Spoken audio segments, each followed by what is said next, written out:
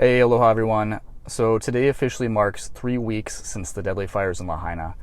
Now I lived right in the middle of Lahaina, just off of Front Street, which is basically the center of the disaster area. I was there the day of the fire and I got out just in time. I did do a video sharing my experience that day. Now by some miracle, my house and most of my neighborhood is still standing. So today I'm headed back to my house to grab a few personal belongings, and I figured I would take some video to show you what it looks like behind the dust fences inside the restricted area. We're also going to be taking a look at a portion of Front Street that completely survived the fire. I know a lot of people are trying to piece together what happened that day, and I think there might be some clues in my neighborhood and the surrounding area. Now the area we're headed into is considered part of the disaster zone, and only residents of these neighborhoods are allowed to enter at this time. I'll show you a map on screen to give you some perspective on what I'm talking about. So this is a map of Lahaina showing all the homes and buildings that were completely destroyed in the fire, shown in red. The gray dots are the buildings that survived. As you can see, my neighborhood is right in the center of all of the destruction, but most of the buildings are still gray. Okay, so this is my house in Kahoma Village. You can see that the house still looks pretty solid. There's a lot of damage to the fence around it, and of course the yard is completely trashed. But for the most part, the house is intact. Now, if you just swing over to across the street here, this whole neighborhood basically decimated, completely gone. That's right across the street from my place. Again, everything pretty much gone in that little area right next to Kahoma Village.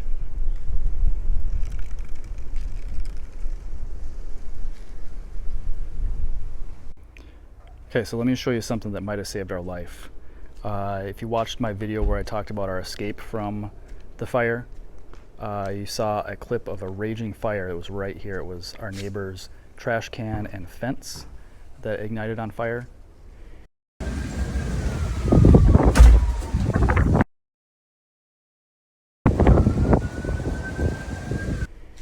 And that was our cue to get out of here. That's why we left when we did. And who knows, if we would have, spent another 10-15 minutes trying to gather our belongings, it might have been too late. And you can see that it's actually just the fence and the garbage can that burnt. Also hit the air conditioning unit there, but the house itself did not start on fire. So this is our neighbor's house. This is my house right here.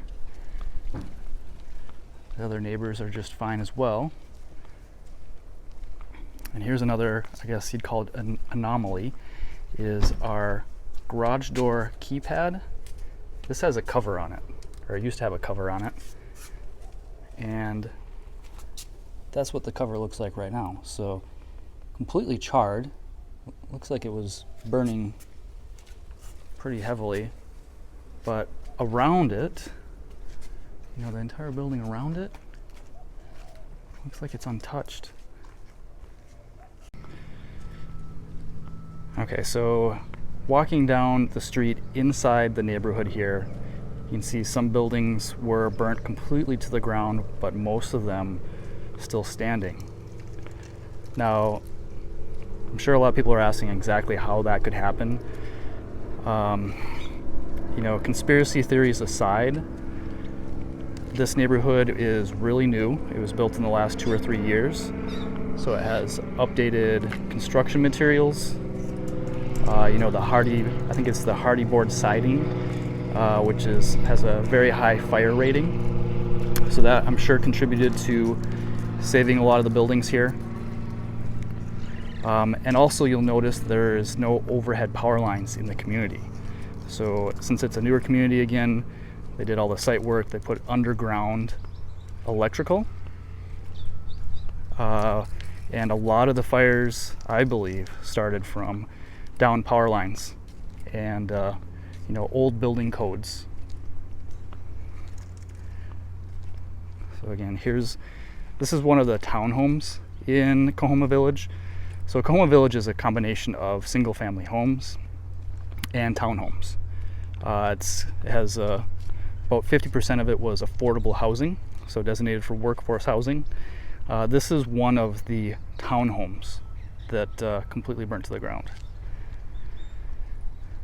You can still see washer and dryer units, hot water tanks. These are all hot water tanks for the units. And this is, of course, the mechanical unit for the air conditioning. So a lot of the heavy metal appliances made it. Everything that was metal looks like you can still recognize it, but for the most part it's burnt to ashes. Okay, so this is really interesting. One of the single family homes was completely burnt down in the middle of a lot of other homes that are still standing. I'm just going to spin around here so you can see the whole picture. And to give you a little orientation, this is Opakea. You see the condo development off in the distance. That's across the highway. So it's across the street, and there's a number of buildings in that community that also burnt down, but some of them did survive. Okay, so this is the same townhome building that we were looking at earlier. I'm just gonna walk around a little bit from here.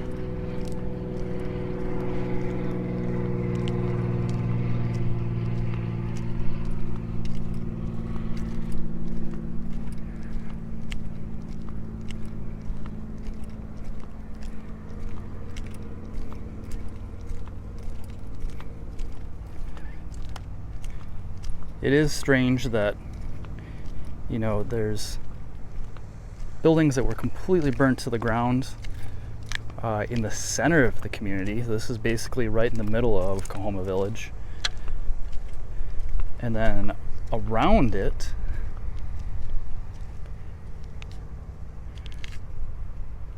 most of the houses are still standing. You can still see green vegetation. You know, it's been 3 weeks almost since the fire, so no water. A lot of the grass is starting to turn yellow, and a lot of plants are starting to die, but they did survive the fire.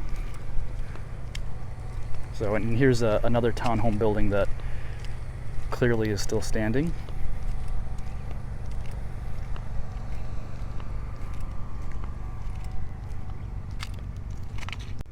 Okay, so this is also interesting.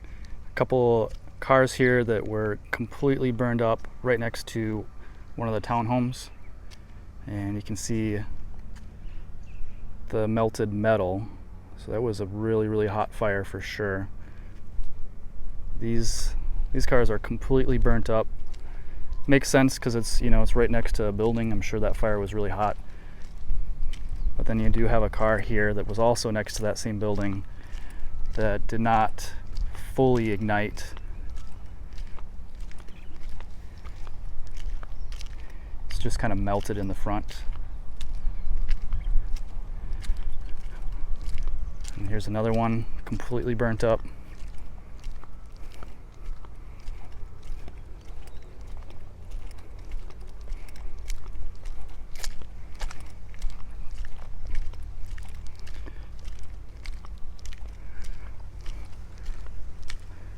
And here's a car, of course, completely burnt up. You can see it melted the glass. And like I was showing you before, it has, I don't know, I think that's, I'm not sure what kind of metal that is, maybe an aluminum that melts a little bit easier than the steel. But right next to it, it looks like you can see there's some sort of explosion potentially right next to this car. So the damage here is from the explosion and the fire right next to it. Otherwise, basically untouched.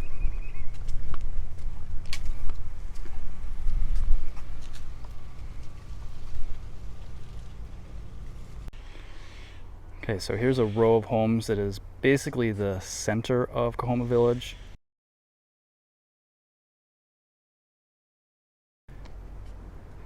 And you can see the whole row basically untouched.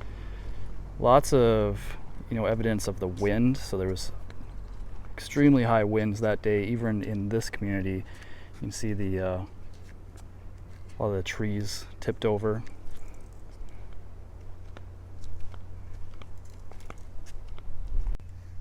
Here's another tree that was blown over by the wind.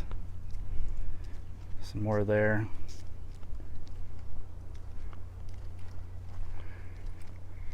Does have a little bit of an eerie feeling here. It feels a little bit like a ghost town. You only see a few people here at a time.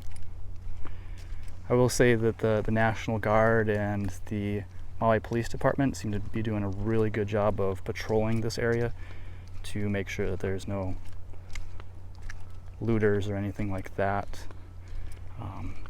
Since I've been here, it seems like every 5 minutes there's either a military vehicle or a cop car that has driven by. So I definitely appreciate that, because that would be a major concern for an area like this that is blocked off. But so far, I haven't heard of anybody that has had any looting or vandalism or anything like that happen yet. So I just want to show you real quick these tanks. These are water tanks that were dropped off, drinking water, right in our neighborhood. I do know that there were a few people that were trying to move back into their homes, the ones that have solar power on their roofs and batteries. Not a great idea, with all the toxic fumes and everything that's around. You can definitely smell the ash in the air. And my skin actually starts to get irritated here, within 30 minutes of being in the area.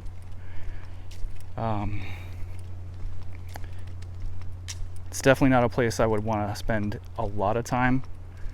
I come and go, maybe spend an hour and a half at a time, just grabbing stuff and documenting. But for the most part, yeah, this area is not safe to live in because of all the destruction around it. By the way, that's Front Street right there. That's the Jehovah's Witness building, and you can see that that building is still standing. Okay, so here is Front Street. That's looking south, just outside of our neighborhood. There's the Jehovah's Witness building, and I'm gonna drive down Front Street towards Safeway right now, and you can see there's certain areas that just look like nothing happened. And again, this is right in the center of Lahaina. Every direction, buildings are burnt down completely to ash. That's the road to Baby Beach, the Jodo Missions back there. See the Jesus Coming Soon building still standing. Snorkel Bob's still standing.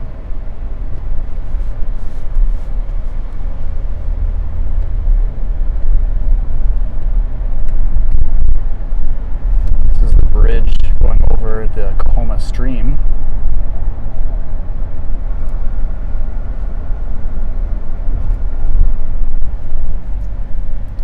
There's the stream.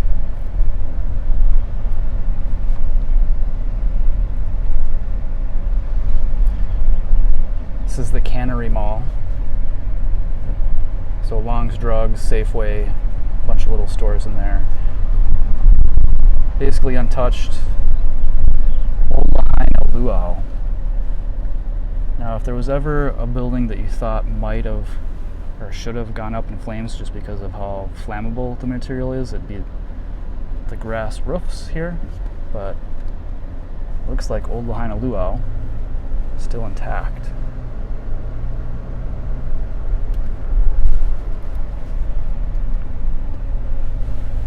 Star Noodle.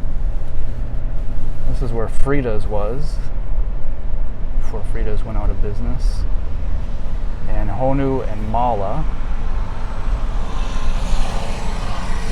This is the back of Safeway.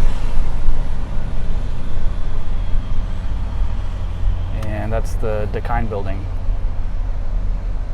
Now I really am not allowed to go beyond that gate right there, but you can see if I zoom in a little bit that beyond here is completely devastated. All the buildings from here on are completely burnt down.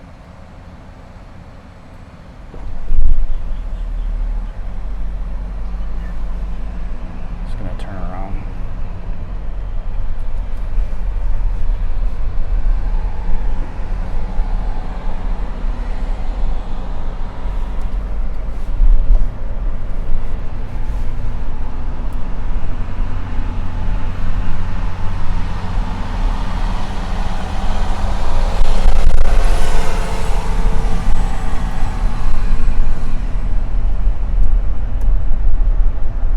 Again, this is still Front Street. We're heading south on Front Street right now.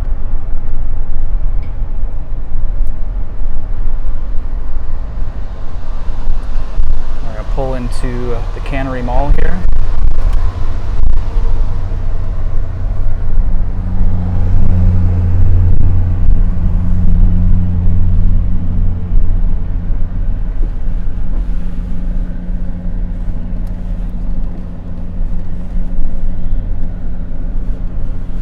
A lot of damaged trees and trees blown over in this area, but no fire damage at the Cannery Mall. You can see again Cannery Mall. This is Denny's, Safeway. I'm sitting in the parking lot right now, and across the street towards Waiakuli, all the homes burnt down in that direction.